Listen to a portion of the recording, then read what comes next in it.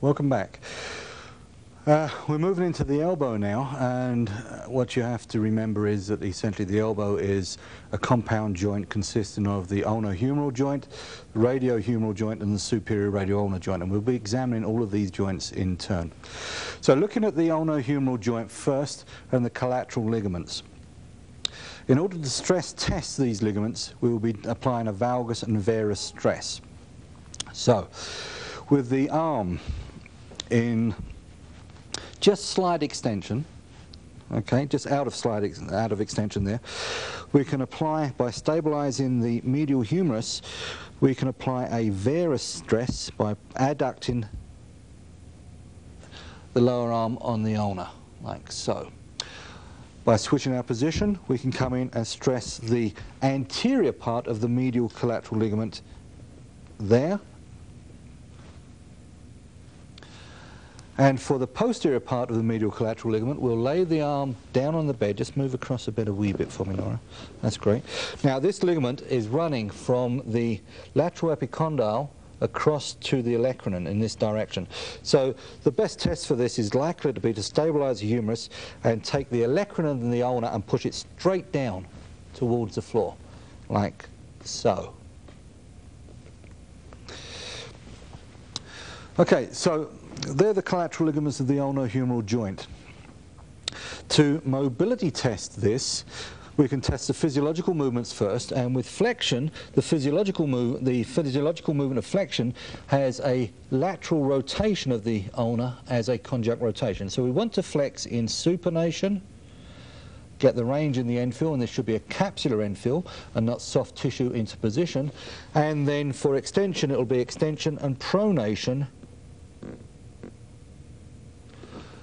and it should be a bony end fill.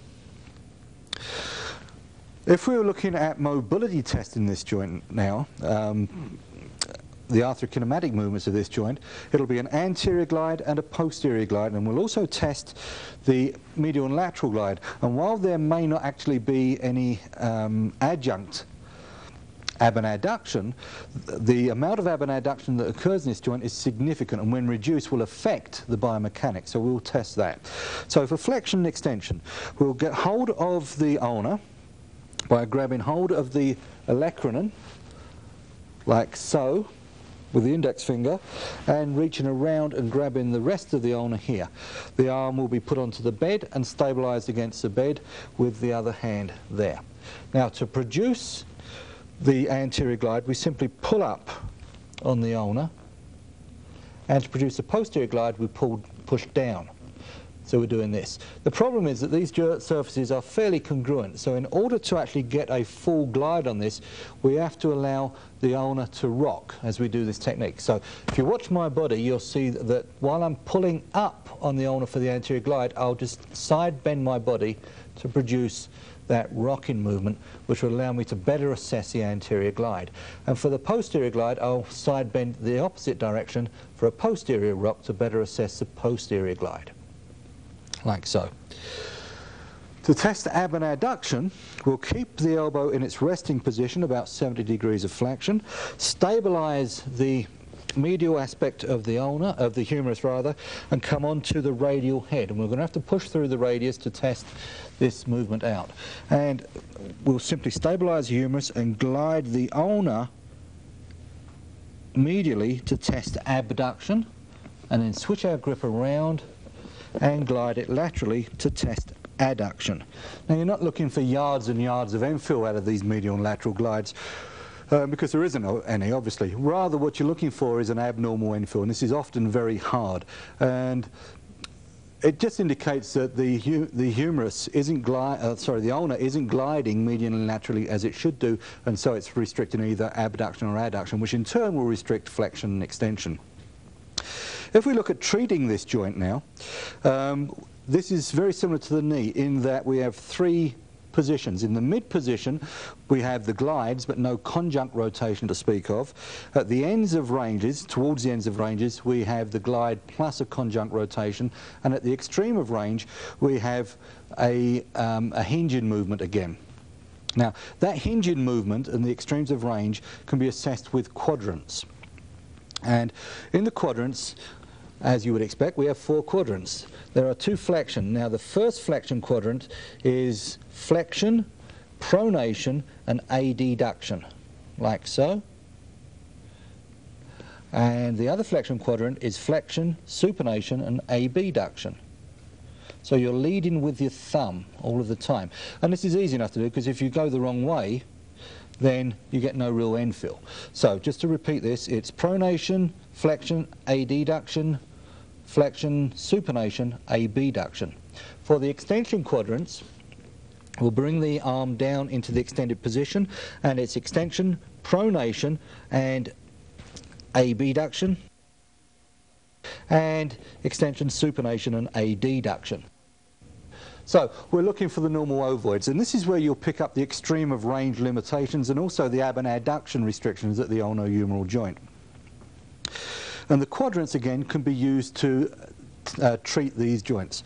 But we'll look first at the mid-range technique. Now for acute pain we can apply traction, and if we leave the elbow in its rest position here, and we'll put a hand on the ulna, the other one on the coming over the top of that hand, and then we simply lean away, gently lean away, and we take the ulna inferiorly in line with the humerus and also slightly backwards, so it's an oblique glide like so. And this will traction most of the joint surface. The problem that you've got, of course, is that these are very congruent joint surfaces, and consequently you can't traction it simultaneously, all of the joint surfaces simultaneously. But that particular oblique direction will give you most of it. To treat rather in the mid-range, very, very similar to the testing positions, stabilize, grab the ulna again, and we will simply glide it forwards and rock forwards for flexion, glide it backwards and rock backwards for extension in the mid-range. And you would grade these depending on whether you're treating for pain or for stiffness.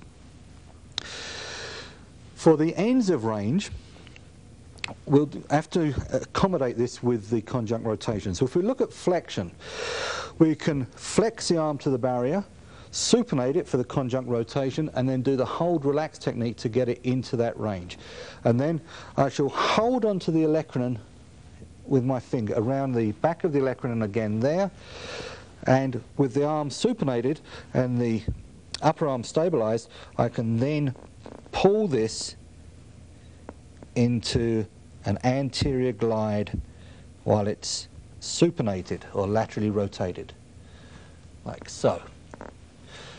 For extension, I'll take the arm into the extended barrier, supinate now, there, come onto the ulna with my hand, stabilize the upper arm, and then I can glide by pushing the humerus backwards and slightly up and rocking to produce that posterior glide for extension. For the extremes of range, in this position we can come out and simply rock the bone into extension and rock the bone into flexion.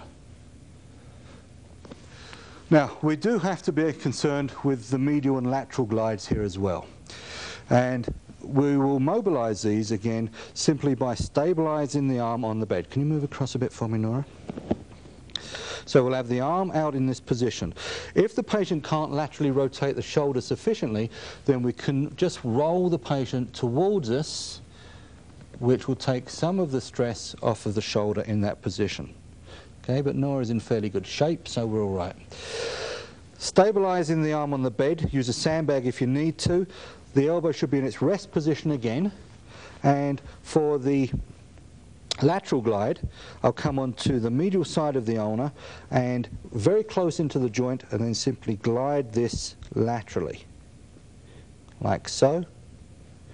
And for the medial glide, I'll medially rotate our arm so that the medial epicondyle is down now.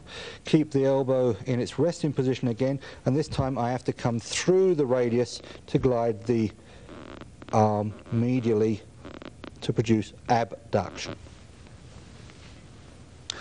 Okay, so that'll take care of most of the problems you're going to come across that you can use mobilisation for. Of course, there are some conditions that need manipulation. We have loose bodies where we have to do manipulation techniques, but these will be shown on another tape of more advanced techniques.